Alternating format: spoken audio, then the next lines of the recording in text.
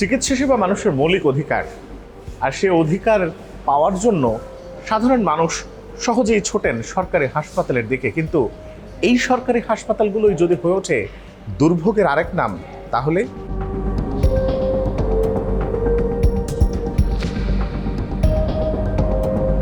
চিকিৎসার জন্য দীর্ঘ অপেক্ষা, অপারেশনের জন্য দীর্ঘ লাইন এবং একই সঙ্গে শয্যা সংকট সহ হাসপাতালগুলোর সীমাহীন ভোগান্তির বাস্তব চিত্র তুলে ধরব আজকের শেষ হোক দুর্ভোগে। আপনাদের সঙ্গে আছে আমি রিশাদ হাসান, বলবো সরকারি হাসপাতালে ভোগান্তির গল্প।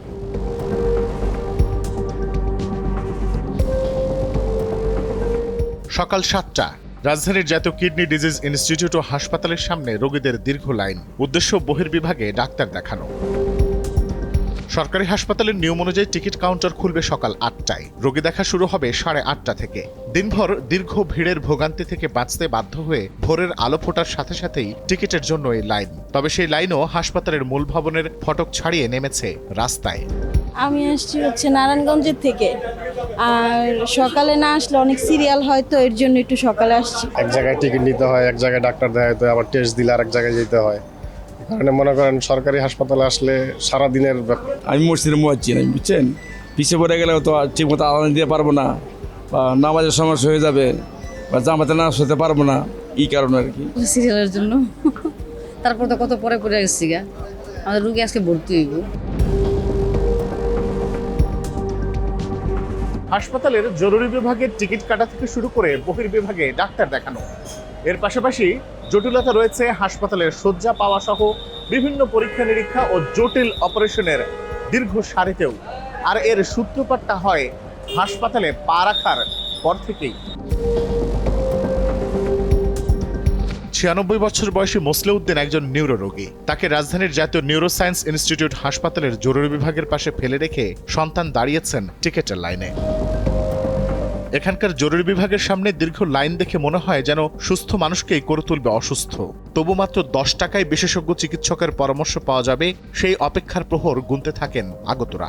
দীর্ঘ সময় লাইনে দাঁড়ানো আছে, পেশেন্ট বেশি, সেই হিসেবে তো দাঁড়াতেই হবে, লোক সংখ্যা বেশি। সকাল 7:30টার সময় এসে আমি ওই লাস্ট মাথায় ছিলাম, এখন আবার এখানে আসছি লাস্ট মাথা থেকে, এখন আবার সেই লাস্ট মাথা ফিল আপ হয়ে গেছে। রোগীর অনেক দীর্ঘ লাইন, কাজ পরিচালনা ঠিকমতো করতেছে না, এবং এখানকার স্টাফদের ব্যবহারও তেমন একটা ভালো না। এবার হাসপাতালের ভেতরে যাওয়া যাক। শুরুতেই চোখে পড়ে বহির্বিভাগ। এই হাসপাতালের বহির্বিভাগে প্রতিদিন রোগী আসে 3 থেকে 3,500। এই বিপুল সংখ্যক রোগী সামলাতে আছেন মাত্র 25 জন চিকিৎসক। প্রতিদিন এখানে 2,500 থেকে 3,000 রোগী চিকিৎসা সেবা নিতে আসে। আমাদের প্রায় 25টা রুমে 25 জন ডক্টর একই সাথে নিরবিচ্ছিন্নভাবে সেবা দিতে থাকে, সকাল 8:30 থেকে 2:30 অবধি। কাঙ্ক্ষিত সেবা না পেয়ে একদিকে যেমন হয়রানি, অন্যদিকে রয়েছে রোগী সেবা না পাওয়ার ক্ষোভ। সাধারণ মানুষের সাথে কথা বলতেই উঠে আসে বাস্তব চিত্র। ও স্যার, একটু মানবিক দৃষ্টি, বাচ্চাটার কি পরিস্থিতি, একটু মানবিক দৃষ্টিতে, আপনি যে ইউনিটে রুগী দেখেন একটু মানবিক দৃষ্টিতে দেখেন। বলে না আমি দেখবো না, আমি লিখবো না। আমরা মন্ত্রী সাহেবের লোক, স্যারও আমাদের সুপারিশ করে এখানে সিলসাপ করতে পাঠাইছে, সে আমার গেটের থেকে ধাক্কাতে সরাই। বাম পাক দিয়ে টাকা দিলেন, আর মন্ত্রী মিনিস্টার ফোন দিল, আর আপনি ভালো রুগীটার আগে দেখাচ্ছেন, অসুস্থ রুগী মারা যাচ্ছে। জরুরি বিভাগ বহির্বিভাগ পেরিয়ে যারা কোনোভাবে রোগীকে হাসপাতালে ভর্তি করতে পারেন, তারপরে তাদের এই গল্পে নতুন চরিত্রের সংযোজন হয়। সেই চরিত্রগুলো হলো দালাল চক্র ও হাসপাতালের বিভিন্ন সিন্ডিকেট, যার ফলে দিশেহারা হয়ে পড়েন রোগী ও তার স্বজনরা। দেশের এসব বিশেষায়িত টারশিয়ারি মানের হাসপাতালে ভর্তির সময় যখন আসে, তখনই শুরু হয় বিপত্তি। শুরুতেই রোগীর সামনে হাজির হয় wheel chair syndicate. Dhaka medical college হাসপাতালের জরুরি বিভাগের সামনে দিনে দুপুরেই যাদের দেখা মেলে। হাসপাতালের কর্মচারীর পোশাক নেই, তাই বলাই যায় বহিরাগত হয়েও শুধুমাত্র টাকার বিনিময়ে হাসপাতালের রোগী এক জায়গা থেকে অন্য জায়গায় আনা নেয়া করে এই সিন্ডিকেট। এদের এক ধাপ ওপরেই আছে ট্রলি সিন্ডিকেট। হুইলচেয়ারে 500 থেকে 1000 টাকা পর্যন্ত রেট হলেও ব্যক্তি জীবিত হোক বা মৃত, ট্রলি সিন্ডিকেটের পাল্লায় পড়লে গুনতে হবে 2 থেকে 5,000 টাকা। ক্যামেরা দেখলে আড়াল হয়ে যায় এসব চক্র। আমাদের উপস্থিতি টের পেয়ে তাৎক্ষণিক মৃতদেহ রেখে পালিয়ে যায় ট্রলি সিন্ডিকেটের একজন। আমি যখন আমার ভাগ্নেকে নিয়ে আসছি, নামাইছে, ওনারা অনেক কষ্ট করছে, আমাকে নিয়ে গেছে, আনছে, আমি 600 টাকা দিছি, তারপরে তাদের হবে না। ডাক্তার কাছে নিয়ে যাইবো, চিনে না অত নম্বর ওয়ার্ডের মধ্যে, কারো ধরলে 200-500 যার ইন্দোর যেমন নিতে পারে এরকম। জনগণ তো আসে সরকারি হাসপাতালে অসুস্থ হইয়া যাতে সুস্থতা নিয়ে বাড়িতে ফিরতে পারে। তো এখানে যদি অনিয়ম হয় তাহলে মানুষ কোন আশায় এই সরকারি হাসপাতালে আসবে? এখানে ডায়ালিসিস করতে এসে দি 3টে মেশিন বার্নিডে, 3টার থেকে 2টাই নষ্ট, একটাতে ডায়ালিসিস করা যেতেছে। হাসপাতালের ভেতরে ওয়ার্ড বয় সিন্ডিকেটের গল্পটা জানতে আমাদের আবারও ফিরতে হবে নিউরোসায়েন্স হাসপাতালে। উত্তরবঙ্গ থেকে আসা মিলন তার সন্তানকে হাসপাতালে ভর্তি করিয়েছেন আরো 7 দিন আগে। টাকা পয়সায় বনিবনা না হওয়ায় হাসপাতালের ওয়ার্ড বয় রোগীর স্বজনকে দিয়েছেন হাসপাতাল থেকে ছাড়পত্র দেওয়ার হুমকি। 10 লক্ষ টাকার ভ্যাকসিন লাগবে, আমি 7 লক্ষ টাকার ভ্যাকসিন ঢুকিয়ে দিয়েছি। আর 2টা ডোজ দিলে আমার ছেলেটা বাঁচে। এখন এই অবস্থায় আমাকে এরকম হুমকি ধুমকি দিচ্ছে হাসপাতালের ওয়ার্ড বয়, ইন্টার্নের ডাক্তার। এত অনিয়মের ফাঁক গলে হাসপাতালের ভেতরে ঢুকে পড়ে দালাল চক্র। সরকারি হাসপাতালের রোগী কৌশলে বাগিয়ে নিয়ে যায় আশপাশের প্রাইভেট ক্লিনিকে। নাম পরিচয় প্রকাশ না করার শর্তে আমাদের সাথে কথা হয় এই চক্রের একজনের সাথে। তিনি জানান, সরকারি হাসপাতাল থেকে রোগী প্রাইভেটে নিয়ে গেলে কমিশন মেলে 2 থেকে 30,000 টাকা পর্যন্ত। ক্ষেত্র বিশেষে এই ঘটনার সাথে জড়িত থাকেন হাসপাতালের চিকিৎসকরাও। আপনি দেখেন, আপনি 1 মাসে ভর্তি আছেন, 2 মানুষের খাওয়া, 3 মানুষের খাওয়া, 1 মাসে আপনার 1 লাখ টাকা খরচ। আসলে খরচ বরং চলেন তাকে কমাই দেবো, পেশেন্ট ভর্তি দিচ্ছে নিয়ে দিন, এই ইহে দিন টাকা দিতে হয়। এবং যে নিয়ে গেছিলেন এইভাবে 3 লাখ টাকা, নিউরোসার্জন নেবে 3 লাখ টাকা। ঢাকা মেডিকেল কলেজ হাসপাতালের তথ্য বলছে, এই হাসপাতালের জরুরি বিভাগে প্রতিদিন রোগী আসে 1200 থেকে 1800 জন। বহির্বিভাগে রোগী আসে 5000-এর বেশি। আর 2600 শয্যার এই হাসপাতালে রোগী ভর্তি থাকে প্রায় 7000, কারণ আগত রোগীদের কখনো ফেরত পাঠানো হয় না।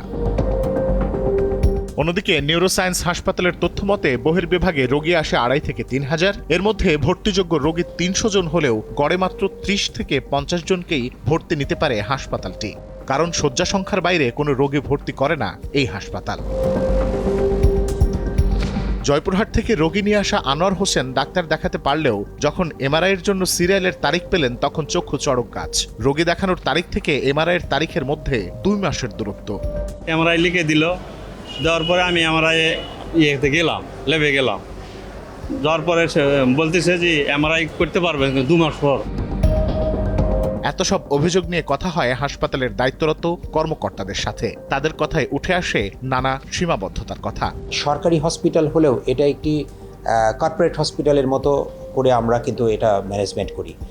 যেরকম নিট অ্যান্ড ক্লিন দেখবেন সেরকম ওয়ার্ডগুলোতে সেরকম আমাদের চিকিৎসা, ডাক্তার, ইনস্ট্রুমেন্ট সব কিছু কিন্তু ইন্টারন্যাশনাল স্ট্যান্ডার্ড। সেই কারণে সারা দেশে এই প্রতিষ্ঠানটির একটি সুনাম রয়েছে। সেই কারণে দেখা যাচ্ছে সারা দেশ থেকে মাথার বা স্পাইনের কোনো সমস্যা হলেই দেখা যাচ্ছে তারা এখানে চলে আসে। সেটা রেফারেল হয়ে আসুক অথবা রুগী নিজে থেকেই আসুক, সেই সুনামের জন্য এই রুগীগুলো এখানে আসার কারণেই আমাদের যে ক্যাপাসিটি তার ক্যাপাসিটির থেকে অনেক বেশি এখানে লোড পড়ে যায়। অনেক সময় রোগী অস্থির হয়ে যায় যে আমরা কেন সিরিয়াল বেশি, কারণ আমাদের জনসংখ্যা তো অনেক, সেই জন্য হাসপাতালে তো কম, সিরিয়াল থাকতেই পারে। একটু ধৈর্য ধারণ করলে অপেক্ষা করলে সুচিকিৎসা অবশ্যই পাওয়া যায়। রাজধানীর হাসপাতালগুলোর চিত্রই যদি আসলে এমন হয়, তবে রাজধানীর বাইরের যেসব হাসপাতাল রয়েছে দেশের প্রত্যন্ত অঞ্চলের সেই সরকারি হাসপাতালগুলোর চিত্র না জানি কতটা নির্মম, কতটা কঠিন বাস্তবতার। বিরতির পর আমরা নিয়ে আসব সেই গল্পগুলো, সঙ্গেই থাকুন।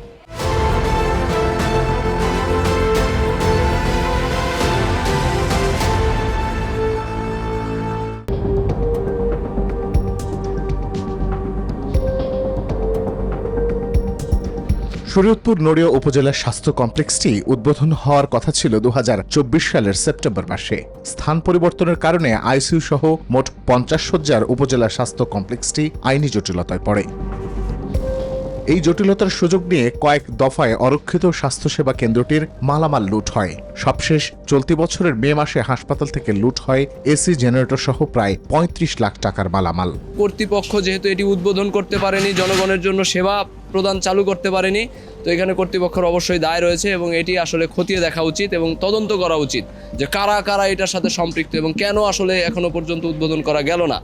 সরকারি সম্পদ, এই যে রাষ্ট্রের টাকা খরচ করে এইভাবে বানাবে, মানুষজন চোরেরা এসে চুরি করে নিয়ে যাবে, তারপরে আবার নতুন করে কিনবে, আবার প্রকল্প বাড়াবে, আবার ব্যবসা হবে তাদের, এইটা তো ভাই হইতে পারে না, এটা রাষ্ট্রের সিস্টেম না। একটাই দাবি যে যারা এর সাথে সম্পৃক্ত আছে, জড়িত আছে, ঠিক আছে, 1 নম্বর হচ্ছে চুরির সাথে যারা সম্পৃক্ত এবং যারা অবহেলার সাথে সম্পৃক্ত, যাদের অবহেলায় চুরি হয়েছে এবং যারা চুরি করছে, দুই পক্ষকেই তদন্তের মাধ্যমে আইনের আওতায় আনা উচিত।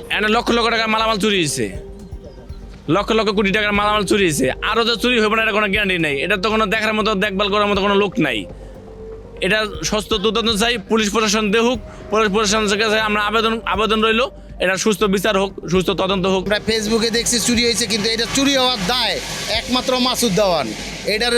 এইটার জন্য মাসুদ দেওয়ান দায়ী, কারণ এই হাসপাতালটা যদি রিট না করতো তাহলে আমাদের হাসপাতাল চালু থাকতো, তাইলে এই ক্ষতির মুখে আমরা পড়তাম না।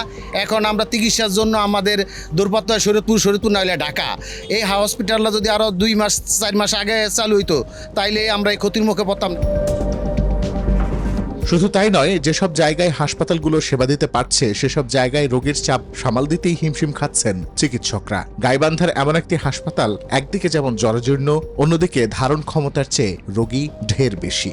সমস্যা মনে করেন আজ হলো ফজরের রক্ত ভর্তি হয়েছে, আমরা কোনো সিট পাইনি। ডাক্তারের কালকে সবাই দেখে গেছে, আর ডাক্তারের কোনো পাওয়া নেই। আমার আব্বার বুকের সমস্যা, ছেলের সাপ কি গেছে, বুকের পাশে গায়ে ধাওয়া হয়েছে, বেড পাইনি এখন পর্যন্ত। অনেক চেষ্টা করলাম, তারপরে বেড পাইনি। আমি কোনো সিট টিট পাই নাই, আমার একটা চাদর বাড়িয়া বসে আমি আছি। ডাক্তার দেখবেন সময় মতো আসে না, তাদের 9টা থেকে 1টা পর্যন্ত ডিউটি, অথচ ডাক্তাররা বসে 12টার পরে। মানুষকে গেলে ওষুধ নেই, এখন কখন হবে?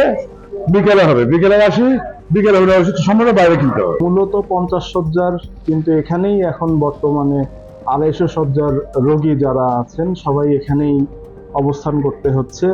এবং আরো বড় বিষয় হচ্ছে যে রোগী ফরম্যাট অনুযায়ী এটি 250 শয্যার হলেও দেখা যায় দৈনিক ভর্তি রোগীর সংখ্যা 450-500 এরকম থাকে না।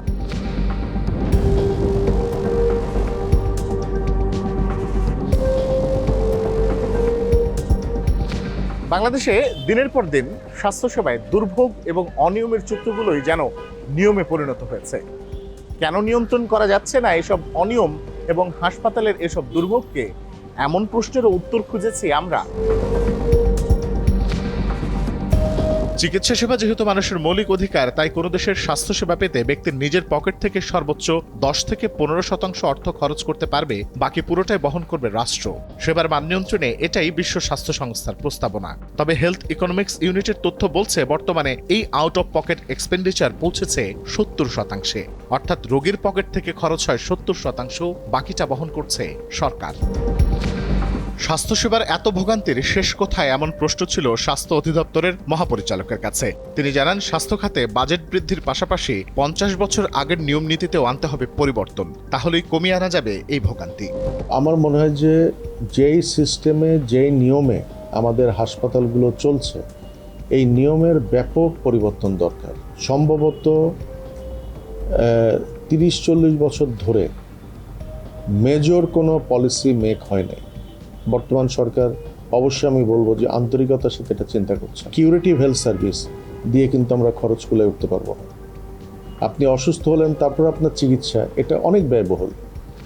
কিন্তু প্রিভেন্টিভ হেলথে যদি আমরা যেতে পারি ব্যাপকভাবে, যে আপনার এই অসুখটাই যেন না হয়, সেটা হয়তো আমরা এটা নিয়ন্ত্রণ করতে পারবো। দেশের সার্বজনীন স্বাস্থ্য সুরক্ষার পাশাপাশি হাসপাতালগুলোকে নিয়ম ও এর প্রয়োগের মধ্যে আনার বিষয়ে জোর দিচ্ছেন বিশেষজ্ঞরা। হাসপাতালগুলোতে একজন রোগী যখন দেখতে যায়, তাকে যেন মানবিক মর্যাদা দেওয়া হয়, তাকে যেন তাচ্ছিল্য করা না হয়। একই সাথে হাসপাতালের চিকিৎসক 25 থেকে 30 জনের বেশি রোগী দেখবে না এবং রোগীকে যথেষ্ট সময় দেবে। একই সাথে তিনি যে পরীক্ষা নিরীক্ষাগুলো লিখবেন, এখন যার প্রায় অধিকাংশ 90%-এরও মতো প্রায় বাইরে করতে হয়, সেটা যেন সরকারি প্রতিষ্ঠানে করা যায়। অন্যদিকে যে ওষুধগুলো লিখেন, তারও প্রায় অধিকাংশ ওষুধ বাইরে থেকে কিনতে হয়, সেটাও যেন সরকারের থেকে সরবরাহ করা হয়। এবং অপারেশনের ওষুধ কেনা সহ যাবতীয় খরচ সরকার বহন করবে। শেষ গল্পটা নারায়ণগঞ্জের শাহজাহানের। সড়ক দুর্ঘটনায় মারাত্মকভাবে আহত হয়ে রাজধানীর বিএমইউতে অস্ত্রোপচার করিয়েছিলেন 52 বছর বয়সী এই ব্যক্তি। অপারেশন হলেও চিকিৎসক জানিয়েছেন এই ক্যাথেটার নিয়ে তাকে চলতে হবে বাকি জীবন। উপায়ন্তর না পেয়ে আজও হাসপাতালে ঘুরছেন শাহজাহান। স্যারেরা অপারেশনটা করে আমার রোগ বালা করে জোড়া দিতে পারেনি, পরে বলছে যে আমরা এটা আর পারবো না। এসে আমি বললাম স্যার আমি এখন কোথায় যাব? এসে কয় যতদিন বাঁচেন এই ব্যাগ নিয়ে বাঁচবে। আমি কি স্যার এটা তো কোনো কথা হইলো না, মরার আগে তো মানুষ একটু লড়াচড়া দিয়ে মরে, আমার একটা পরামর্শ দেন। কয় না আপনি যেখানে খুশি সেখানে যান, আমরা বলতে পারবো না আপনি কোথায় যাইবেন, আমার একটা সান্ত্বনা দিতে পারতেন।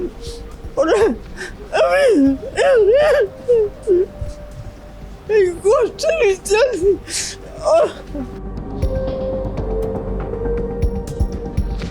এমন শাহজাহানদের গল্প জুড়ে যেমন কান্না তেমনি হতাশা আর ভোগান্তিতে ভরপুর। শাহজাহানদের এই ভোগান্তিও একদিন শেষ হোক। দেশের স্বাস্থ্য খাতে এবার সর্বোচ্চ গুরুত্ব দিচ্ছে বর্তমান সরকার, যার প্রতিফলন অনেকটাই দেখা গেছে জাতীয় বাজেটে। বিশেষজ্ঞরা বলছেন শুধুমাত্র বাজেটের বরাদ্দই নয়, একদিকে সরকারকে যেমন গ্রহণ করতে হবে রোগ প্রতিরোধমূলক ব্যবস্থা, অন্যদিকে হাসপাতালগুলোতেও চিকিৎসা সেবার মানোন্নয়ন নিশ্চিত করার মাধ্যমে কমিয়ে আনতে হবে রোগীর ভোগান্তি। আজকের মতো এখানেই শেষ করছি। দেখা হবে হাসপাতালের ভোগান্তি নিয়ে পরের কোনো পর্বে।